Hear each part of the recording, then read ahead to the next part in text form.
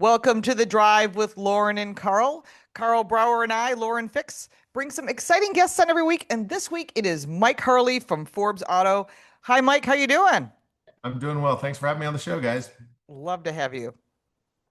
Absolutely. And one of the reasons we wanted you on the show is because you have some experience with something, a little truck known as the Ram TRX. And I believe you've had one for several years. And that car or that truck, what represented what a lot of people thought, kind of like my Demon 170 and some other very cool Mopars, the last stand for the HEMI V8. We're all done now. We're all going inline six. We can't have cool big V8s anymore. Oh, wait a sec. We can. Suddenly the regulations and the political winds shifted, and all of a sudden it was Hemi days are here again, as I like to say. Oh, I like And in that. this case, we are now getting a V8 back in the Ram. We're calling it the TRX. And, 702 horsepower, which I believe is what yours was, Mike, just wasn't enough. So they added 75, and now it's 777 horsepower for the TRX. Is that my understanding? That is correct. It's 777 horsepower. What they've done is they've basically, you've got to come and counterpart and keep up with the Joneses. In this case, would be the Ford Raptor R, which came out with a little more horsepower. So this is actually the reply to the Ford Raptor R. They've now got 777 horsepower. It's basically they've improved the fuel pressure, better breathing, all the typical things to get the extra 10% power. And you drop the 0 to 60 down to about 3.5 seconds. Wow, Which that's is a lot of fast. truck. For a truck, a That's full-size insane pickup for a truck. truck. 680 pound-feet of max torque. And again, it's just really a celebration. I guess it does the quarter mile in 12.2 seconds as well. So, So what do you do uh, with a truck like that? I had a Raptor R and I actually didn't drive it very much, ended up selling it. So what do you do with a truck like that, Mike? The nice thing is the cabin is really, really well appointed. It's got suede and leather and nice trim, and it's a massive second row. Heated and cooled seats front and back. You could recline the back seats. You have a 5.5 foot bed. So it's not a tow vehicle. You're not going to get your 6 foot bed. In fact, the tow rating is only 7,000 to 8,000 pounds, which is actually on the low side because the rear end is soft because the Ram is designed to jump. And when you jump, you want to land with a little bit of a cushion. You don't Right. want to land with springs that are designed to take a 15 to 20,000 pound trailer. And right. so it is a sport truck in every sense. It comes with standard 33-inch wheels wrapped in sticky, which is interesting, sticky all-terrain Goodyear tires. So it handles well on the street and off-road. And it's a fun sport truck. And, in the world of tennis shoes, this would be a combat boot. Ooh, interesting. Interesting. Yeah, I love that they brought back the Hemi and the TRX. I mean, I also owned a Demon 170 for a while, and I have to say that, we thought this was the end of the run, but are people mad about this or are they happy about it? I would say people are happy about it because the current TRX owners are happy because we can always throw a smaller pulley on it and get a little more boost and get up to 777 horsepower. But it's also a great battling topic online on the social medias because it's, hey, we were trounced a bit when the Raptor R came out, and now it's a chance to go back and get the title again. And it's always fun when there's competition, we all know. And deep down inside, all of us are hoping, hey, I hope Ford comes out with an 800-pound Raptor or 800 horsepower Raptor because then we're going to follow those TRs with 850 horsepower in 2028. I love So the arms race of horsepower. That's like my favorite. I think this is great. so it's what have you done with your TRX, Mike? And more importantly, what kind of fuel efficiency does it get? Let's talk about what I've done first. I've got actually seconds. It comes with the all-terrains that are good for sand and gravel and dry roads. I put a set of Firestone mud terrain tires on it on a second set of wheel. I'm in the Boise area, so I can play around in the deep mud, the deep sand, and the deep snow. I put some Baja Design lights on it, so I've got something like 20 or 30,000 candle power on the front Oh, end now, just for Wow. hanging out in the dark, deep woods. Other than that, it's mostly stock. Fuel economy, thanks for asking, Karl, uh, is on a good day, I'll get about 11 and a half. Oof. And on a bad day, which there's never a bad day because a bad day is 8 miles per gallon, but that's actually deep down inside a good emotional day. So Yeah, Wow. So you I don't was gonna miss too say. many gas stations in your area. They all no, know you. I know where they all are, Lauren. Well, that's pretty awesome, Mike. I mean, again, as a fellow overpowered V8 Stellantis product, Demon 170 in my case, I fully appreciate the ridiculousness of the power that these vehicles make. And as we all know, going back to, I don't know, I always point to the Superbird and Dodge Daytona from 1969 and 70. Ridiculousness is awesome. It may seem ridiculous Yes. when new, but long term, everyone loves and remembers and values ridiculous cars over time. So I'm glad both of us have a ridiculous car. Plus, I Yeah. know Lauren's got a few too. So, I have a all right, few well, we're that gonna don't miss gas stations for sure. yes. So, all right, we'll take a quick break, and we will be right back with more on the drive with Lauren and Karl. Welcome back to the Drive with Lauren and Karl and our special guest, Michael Harley. This segment is brought to you by iSeeCars.com, where I work as the executive analyst and also help produce a lot of stories and guidance on what's going on. We just did, for instance, our most popular car colors story, and we also did something on the price of electric vehicles, which may not surprise people. In the used market, at least, they've been going up because of high gas prices. And by the way, you can see all of this show as well as hear it like you are right now if you go to our YouTube channel, if you aren't already there watching our pretty faces. So check out our YouTube channel, The Drive with Lauren and Karl, The Drive Car Show on YouTube. So we were just talking about big V8s coming back to the US. Yay! Yeah. And I love the idea of a 6, 7, 8 liter engine, but there's some different attitudes across the world and in different countries. For instance, China is now producing a 1.5 liter, teensy tiny little engine, a hybrid drivetrain that uses a 1.5 liter. And that's not unusual for a Chinese car company to make a small fuel efficient engine like that. What's unusual is that it apparently will be powering the next Mercedes-Benz CLA hybrid. That makes They no sense to me. I'm blown away when I saw this because, and then I thought about it and I was less blown away because the idea that you're going to go out and you're going to pay money for something with a Mercedes-Benz badge and know that there's a Chinese drivetrain moving it around. But then I was like, the CLA, not to, make fun of people with CLAs. Actually, I'm It's going an to. So entry get level ready. car. Here it comes. The people who buy CLAs, they're paying for a badge. That's all they care about. So whether it's got really high quality interior, really fast, great dynamics, or a German engineered engine versus a Chinese one, they want that badge. That's all they care about. So you know what, Mercedes, you know this, you've acknowledged it, and you're like, hey, we can keep the price low, keep those badge chasers affording the car. All I got to do is go with the Chinese engine. So that's what they're doing. But that's my theory. What do you guys think? Go ahead, Mike. Well, I was going to say, there is a use case for every engine. And in America, if you're in Europe, I've rented cars in Europe with 1 liter engines. And I'm putting around downtown Dublin or something, and it's a small city. It's not a big problem, especially with a Right. manual gearbox. Mhm. But in America, we have wide open spaces, as they say, and a 1.5 liter engine. Um, doesn't like 80, 90 mile an hour highway speeds with 4 full-size American adults on board and their luggage in the trunk. There is a time and a place for a low displacement engine, but there's also a time and a place for a V8. And in America, we talked about the TRX in the last segment. That thing weighs upwards of 7,000 pounds. And I mean, that's a big, heavy truck, and there's no way that's going to like a four-cylinder of any sort. So. And it still does Yeah. 0 to 63 and a half seconds. Thank you, V8, once again, proving Yes. its superiority. But Lauren, there's all these kind of battles going on between the US market and China. We know Yeah. there's It's battles not going to going on at end. every level between those two countries. We're the big kids on the block fighting with each other. But specifically, we've got tariffs that are keeping the Chinese cars out, sort of, but then we got Chinese cars sneaking in like Buick Envisions and Lincoln Nautiluses and even Tesla Model 3s and Ys. But then we got Chinese cars that aren't allowed in anymore that were just a couple months ago called Polestars. Mhm. So I don't know. There's this ongoing battle between us, and I'm not sure where it's going to result or how we're I going kind of know where it's going to go because Bernie where's it going to Moreno, go? who's a senator out of Ohio, just put up this past week a vote to make sure that Chinese cars, that all that technology does not come to the US. They are limiting them coming here and they're making it a law. And it would have to be changed by an act of Congress. So it's a bipartisan bill that was put up.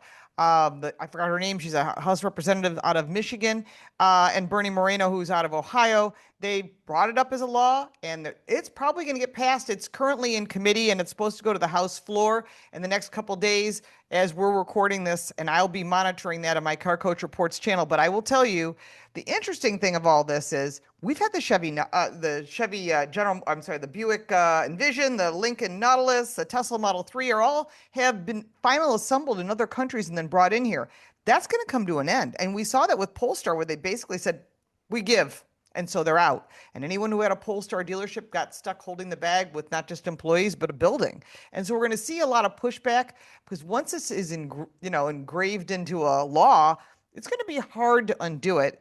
And that the reason they're doing this is that down the road, we don't have this problem. But my question is, what's going to happen with all this technology? So they're allowed to surveil us here, but we don't want the Chinese surveilling us. So let's try to make this fair across the board. I've got a whole bunch to say about this. And I know, Mike, what do you think? Well, my question, first of all, is there any way to skirt the issue? This is they're prohibiting the technology, the software, and the electronics, which we all know is today's 90% of the car itself. But there's no way they're going to be able to import the electronics as electronic radios and then reassemble them in South Carolina or anything, right? Or is this just prohibiting the entire car coming in as a unit? Well, I I think we're think going it's to the find out. software. Yeah. I think it's the operating system and the software, and then how that's integrated into the hardware and all. I think that's where they're worried. But all right, we're going to take a quick break. We will be right back and talk more about this and other topics on the drive with Lauren and Karl. Welcome back to The Drive with Lauren and Karl. This segment's brought to you by Classic Tube. If you're restoring a car, you want to keep the car you have, and you need replacement brake lines, fuel lines, transmission lines, you can't find them anywhere, that's because you're not looking at classictube.com. All the tubes are pre-bent and made here in the United States. We make them in stainless steel or in steel for your street rod, for your daily driver, or your collector car. Check out classictube.com. All right, we're talking about all these different car companies and what they're doing, and we've talked about Polestar leaving the U.S., but now Lucid, which makes the coolest electric cars, they're having some financial issues, and that is a major concern because it's not just jobs. It's like, what happens if you have one of these cars? Yeah, they're a big deal car company. I always think about it because I think it's Peter Rawlinson, right, who started it. And Mhm. he was basically like a right-hand man, executive guy at Tesla for years. And then he and Elon had a falling out. And all I ever think or see or feel when I look at Lucid is, angry ex-employee. Revenge can drive a lot of energy. And literally, he's just trying to make like the better version of a Tesla and call it Lucid. And a lot of people would argue he has, whether it's the speed, whether it's the range, whether it's the interior design. These are pretty compelling electric cars. Unfortunately, he doesn't have 15 years of built up, fan base and follower and buyers that Tesla has. And we were talking in the previous episode about how Tesla seems so resilient. No matter what's going on, they just have this loyal buyer base. Well, most other car companies, including Lucid, do not.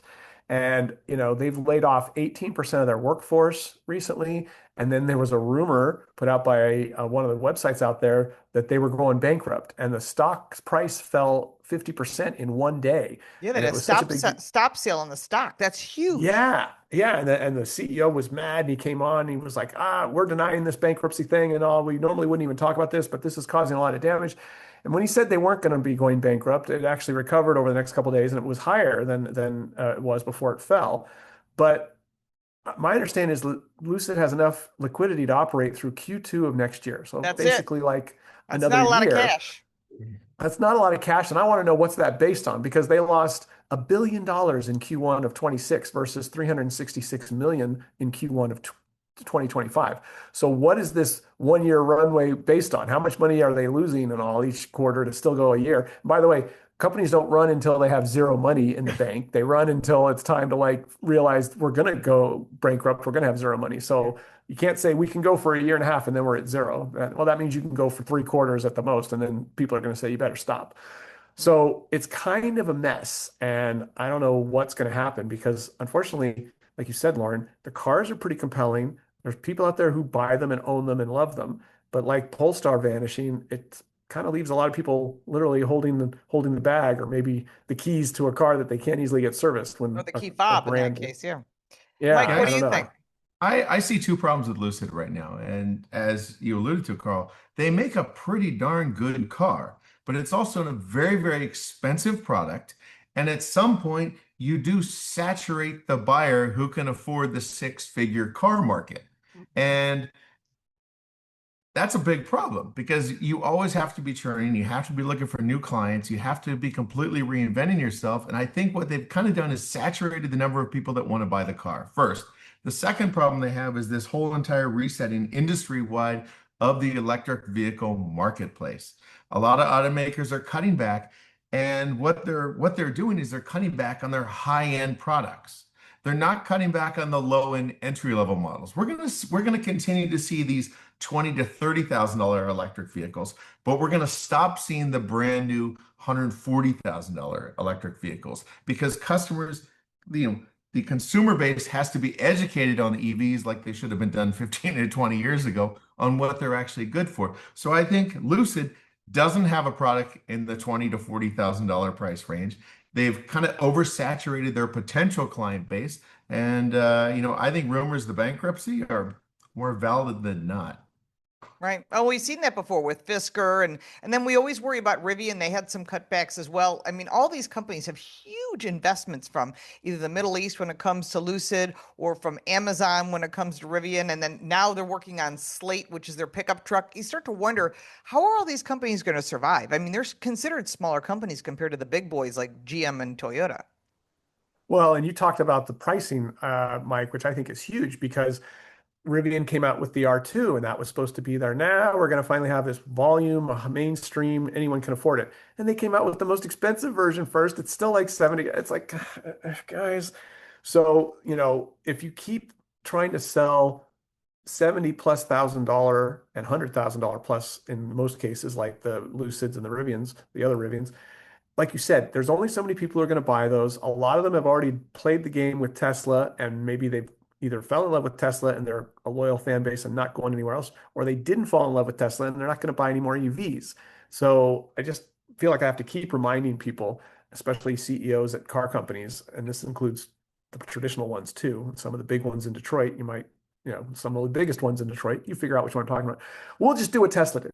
We'll just go all EV and do what Tesla did. It's like, no, you won't do what Tesla did. Tesla had no competition for like 15 years, and they built up a crazy buyer base, and they had Elon Musk to be Mr. Personality, and they created a situation that will never exist again. He's Now the there's Pied all Piper these, anyhow. yeah, no, and there's all these competing brands, and only one of them's been around for, 20 years now, and everyone knows and just keeps showing resiliency. None of the other ones have the resiliency that Tesla has, and I think Lucid is a very good example of that with what's happening to them. It's a shame. It's a great car. I mean, I enjoyed driving it. It had, especially the Dream, what it had like 600 miles of range. Yeah, Yeah, you and it's I not drove a it product together. problem. Yeah. It's a shame it's not. And so many times we get these startups, it's a product problem. Right, Fisker, it's a product problem. But right. Lucid, it's not a product problem. Nope. Yeah. The product's great. VinFast, product problem, so many of these previous Right. ones Yeah. that have vanished and stuff, but they have a great product. All right, well, we're going to come right back after this break, and we'll have more to discuss on the drive with Lauren and Karl. Welcome back to the Drive with Lauren and Karl and our special guest, Mike Harley of Forbes Auto. He's been friends of ours for a long time, but he is a true car expert, and always a joy to have you on the show. And don't forget, if you want to see the video version of this, check out the Drive Car Show on YouTube. We're also on social media, so we appreciate the support. And if you're a podcast person, you can listen to this as well on all social media and platforms.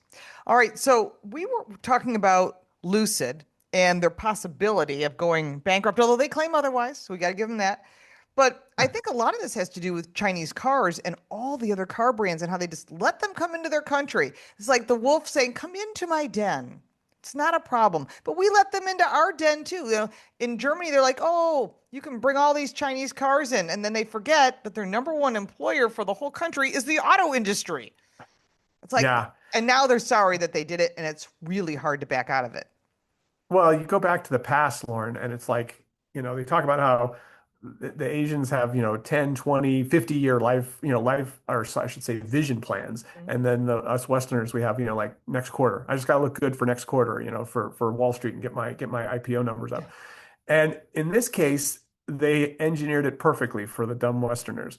They told them, hey, you want access to our massive market, 1 billion+ people over here. Look at all the cars you could sell. Come on in. Oh, you got to partner with one of our domestic automakers and you got to like give them all your IP. So nobody is selling a car here under their own brand by themselves. But if they want to come in and sell a car here alongside an existing Chinese brand that gets to see everything they're doing, come on in and absorb all those millions of buyers, billions of buyers that we've got over here. And of course, all the automakers, Europe and the US, were like, we got to do it. Look at this. This is our growth thing. Woo! And Yeah, they're they all sold so more jazzed. Buicks there than any other GM product in Well, China. that's why Buick survived and Pontiac didn't. It should have gone the other way when they were restructuring I GM in agree. 2008. But Yep. that was all like, well, China's the future and Buick's loved in China. Sorry, Pontiac. But so they did this for like 20 years. They gave the Chinese full access to all their IP while they sold cars thinking they had just totally cashed in on the Chinese market. In the meantime, the Chinese engineers and electronics experts and programmers all watched it shorten the learning curve on how to build good competitive global cars to like about 20 years or less, and all And use starting at robots scratch. instead of people and pay them nothing. Those that do work. Right. Or pay people and pay them, or have people and still not pay them nothing because it's China. But they basically recreated the auto industry in a matter of like less than 2 decades because we let them, we showed them how to do it. And then they said, okay, we got this figured out. Oh yeah, you guys can keep selling cars here, but we're going to be telling our residents what to buy. Not that China would have any extra control over what their residents do versus other countries. I'm sure it's totally free-minded over there. But for whatever reason, BMW, Mercedes, and Volkswagen are experiencing huge sales declines of 30% so far this year. Over 30% they're down. That's their And full this line. is, That even includes in Germany, their home country. well, that's the thing is they're losing sales in China and they're losing sales in their own country because unlike China, when Chinese said, hey, we let you in our country, you let us into yours. Guess what they didn't say? Sure, come on in, give us all your IP. You got to partner with us. We got to like make money as you're making money. They didn't say that. They just like, okay, come on. And so literally couldn't have been dumber about it. Hey, we're going to give you all our information just so we can have access to your art market, and we'll give you all access to our market without having any restrictions on what you're going to do over here. And for some reason, the economic driver of Europe, Germany, and what's the economic driver of Germany? Cars. Uh, the whole continent is now at risk because the Chinese are eating up market share, selling cars for cheaper than Germany can build them. And Volkswagen's looking at, 100, 140,000 now. We used to be 100. Now I think it's 140,000 potential layoffs, multiple plant closures, and all these car companies are way down on sales. What do you think, Mike? Well, Carl, you talk about the IP, us handing over the IP to the Chinese. And, I've got a manufacturing background, and Lauren, you have a manufacturing background as well. It's more than just the IP. We've been building cars in the United States for over 125 years. It's the manufacturing know-how, how to get the raw materials in time, how to get the parts in time, the assembly line process. And like you said, they got all that in less than 20 years, and it took us 125 years of intelligence and trial and error to capture. So we literally fast-tracked the Chinese, and then they Yep. turned around and said, we don't need you anymore. Right? It's exactly what's happened. Don't you think, Lauren? Yeah, I agree. I think that this is a huge mistake in letting China have access. It's just like letting the wolf into the hen house. Oh, he's just going to be a nice little fuzzy thing that you can just pet and be friends with. No, he's going to eat you. And they've said that all along. Right? I'm telling the truth. I mean, the truth is you let China in and they're going to take over. Look what they've done to the electronics industry. Every single product that you buy that's electronics is coming out of China.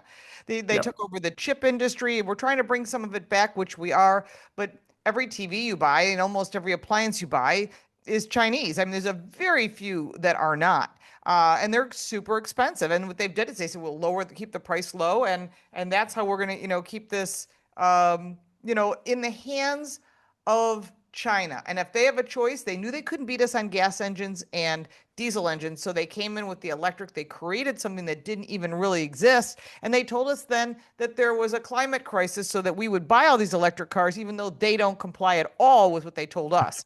So Yeah. very interesting. Do what I say, not what I do. And Yeah. Lauren, No, real quick, I was going to say, sorry, Carl, is that the correction isn't overnight. It's like, Yes, I live in Boise, Idaho, and we've got a massive micron chip manufacturing facility, but it's going to take 5 years or 10 years before that's up and running where we don't have to Yes. rely on outside imports. Mhm. So to correct this hiccup isn't overnight. It's going to be painful and costly. Oh yeah. Yeah, and you hope the Americans can have, maybe learn from the Chinese and have the long-term vision, Mike, so that they don't get 5 years into the micron thing. We're still not profitable. I'm done. Let's bail out of this thing. Hopefully the stupid, petulant, impatient, not that I have a strong opinion about this, but you have a lot of money flowing around the US and you have a lot of people who can't have a long-term vision. As soon as there's a hiccup, Mike, you and I have a past where we were supposed to invest in something and we were telling certain people, okay, this is a long-term project. Don't go running the other way and bail out on us the first time there's any kind of hiccup. And then there was a hiccup, and guess what they did, Everybody Mike? bolts. Yep. Yeah. So hopefully we have learned. Hopefully we can think in terms of, years, decades, and maybe even centuries, and not in terms of quarters and months like we normally do in this country. But if we can't, it's what you said, Lauren. The wolf is in the hen house and he's starting to eat the chickens. I don't know if Oh, we got the for sure. And willpower to keep him from it.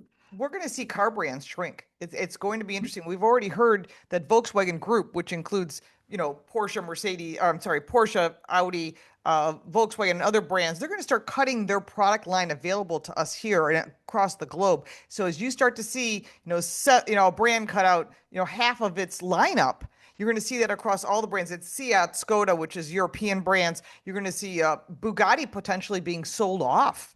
I mean, Yeah. that's huge. They own a piece of Lamborghini as well. I hope they don't sell that off because they're using a lot of partnerships with Porsche. But we're already hearing from Porsche, they're cutting down product. Mike is a Porsche expert for sure.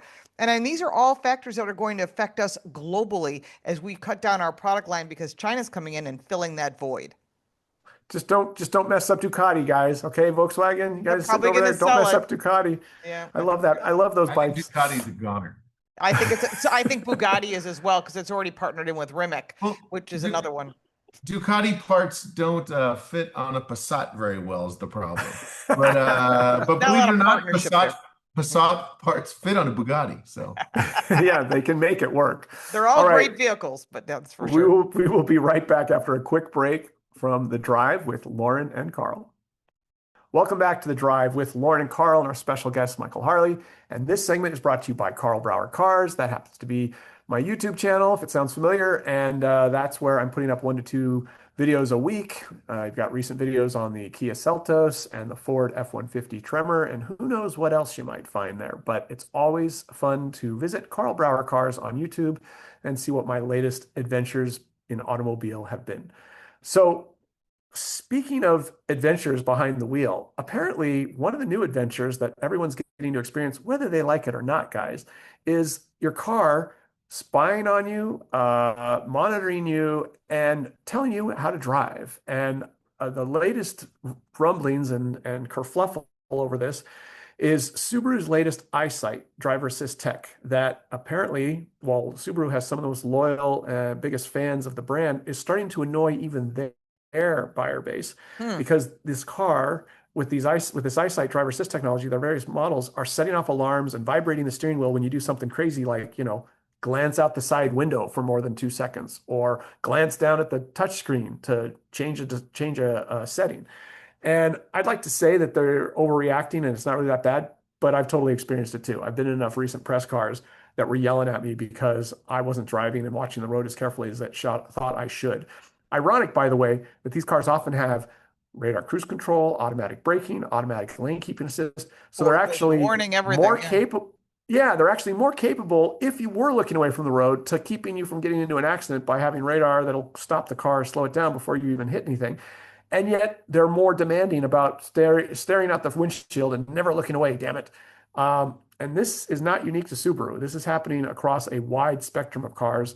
And what's worse, Lauren, and I think you know even more about this, it's happening in Europe even more aggressively. Like they are mandating cameras that watch the drivers all across the European market, if I'm not mistaken. Yep. As of July 7th, 2026, all cars sold in the EU and European Union must mandated have a camera focused on the driver. And you know what these cameras look like. They don't just focus on the driver. They focus on everybody in the car, the passenger, second row, third row. It collects all that data. And all that data supposedly is staying in the car, but I'll bet $50 it isn't. And I'm sure Yeah. it's being reported to your insurance company and the car brand and everything else. But this was all put in by the European Union. It made no one voted for this, and no one voted for anyone that's in the European Union. These are placed people, and they made the decision, and they buried it in with a whole bunch of other safety features like thicker safety glass and things. All that's good, and pedestrian protection. But they also put in the camera. So you bought a car that's sitting on the lot at any brand, and there's lots of brands in Europe that we don't get here, and that includes Chinese brands, and it has to have a camera that's focused on the driver. And if it's not there, they can't register or sell you the car. And that's coming here. Don't you worry, because they always test it elsewhere. Well, I just did the story on Forbes on this exact same topic, Lauren, and she's 100% right. All these cameras are required. They're IR cameras, which is an infrared camera, which means you can't see, but the camera can still see in pitch blackness. Doesn't matter. It's watching every single thing in real time inside the car, and it's triggering verbal, audible, and or haptic alarms, which means the steering wheel will vibrate. You'll hear beeps and bops or whatever, and you cannot defeat it. Some of them you can turn off, but the second you restart the car, it starts all over again. And as Lauren alluded to, it's just a memory chip, a recording device away from being able to record the telemetry. And every car has cloud-related services today. So it's just a matter of a little more hardware, a little more software, and OEs, manufacturers, can record, and insurance agencies and police agencies can record everything you're doing behind the wheel. Oh, they're already doing that. Don't let them kid you. An automatic download, software download, you know what the truth on that is. Yeah.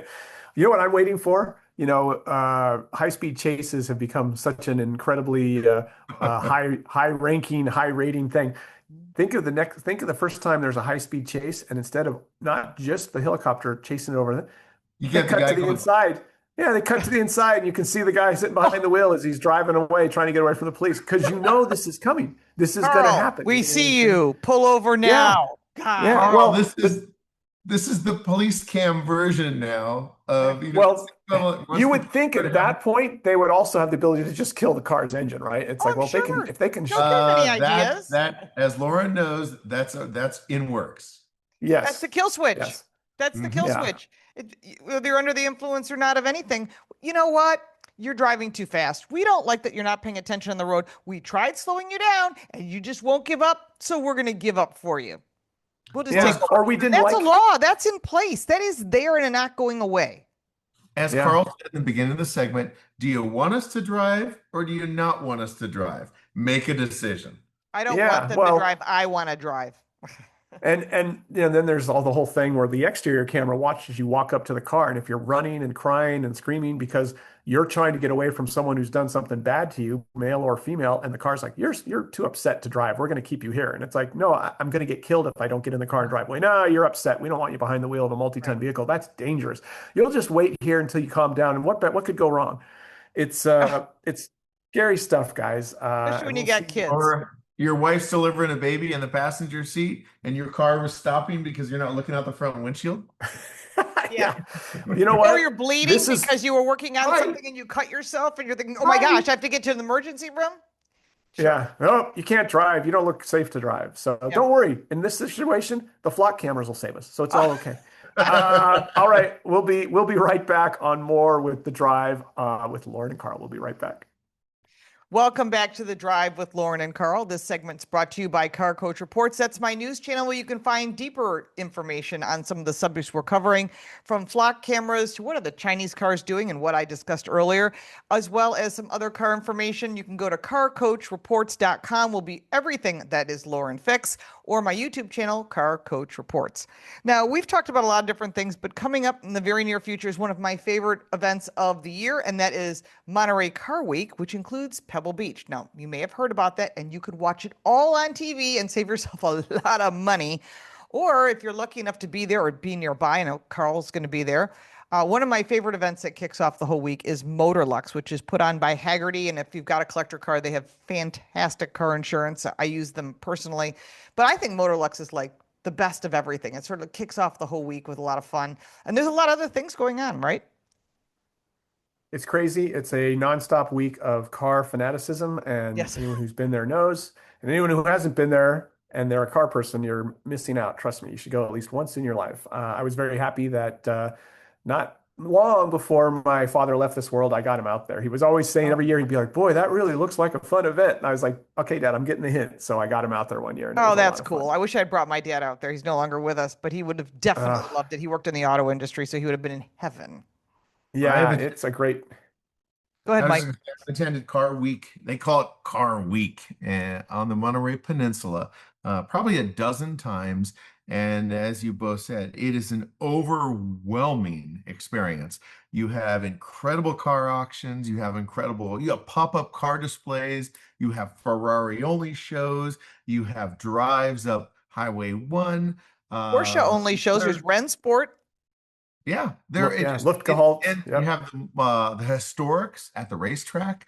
It's just you got to go if you're a car person, you got to go once. Book rear reservations for 2029 at this point because they're getting Yep. To really get hopefully expensive. reasonable prices. Also, the Um, auctions are my favorite. Love Yes. RM. You've got Broad Arrow auctions and of course Mecum auctions. All of those which you can watch online, but all are fabulous experience in person.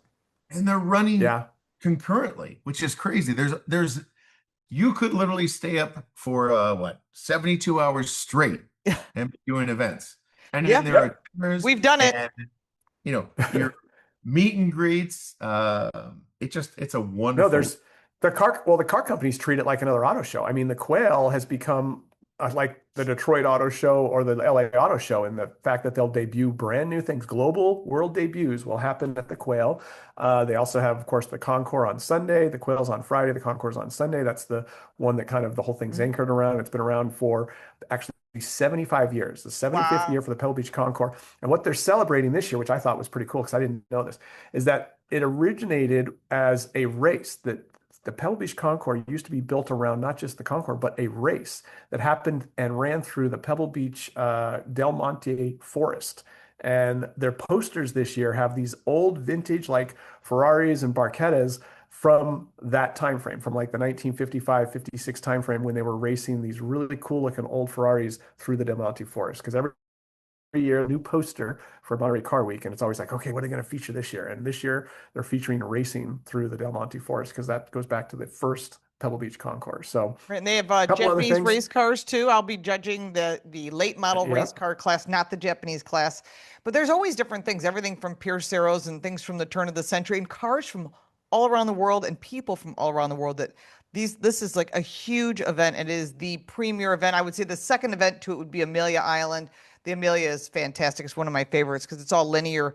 The problem with Pebble Beach is you can't do it all. You just can't. It all layers on top of each other, and you're like, I'm overwhelmed, but I want to do it all anyhow. Yeah, I know. We haven't even talked about, of course, the Monterey Historics that happen out at the Laguna Seca Raceway, and those things are big every year. There's guys who literally build their whole, annual race, vintage racing around the corkscrew at Laguna Seca. So that's going to be going on too. And this is, by the way, guys, I don't know if you knew, the 100th official anniversary of Route 66. So Wow. they'll be celebrating some stuff up there. Out here in California, there's been some various events that I've been talking about on the other radio show I do and local Los Angeles show about local events that are celebrating the 100th anniversary of Route 66. So, All right, Mike, where fun can we year find for you? car Because events. we're coming to the end of the show and people love you and they want to know where they can find your work. Google Michael Harley, Harley like the motorcycle, and the word Forbes, and you'll find hundreds of stories. Thanks for having me on. We love having you. Thanks so Awesome. much. Thanks, guys. We'll be back next week on The Drive with Lauren and Karl. You've been listening to The Drive, your trusted source for the latest car news, expert reviews, and real insights into the automotive world. Thanks for riding along with us today. You can check out the entire archive of every episode on our YouTube channel, The Drive with Lauren and Karl. Be sure to subscribe so you never miss an episode and join the conversation by leaving your comments. We love hearing from you. Until next time, stay safe, enjoy the ride, and we'll see you right back here on The Drive.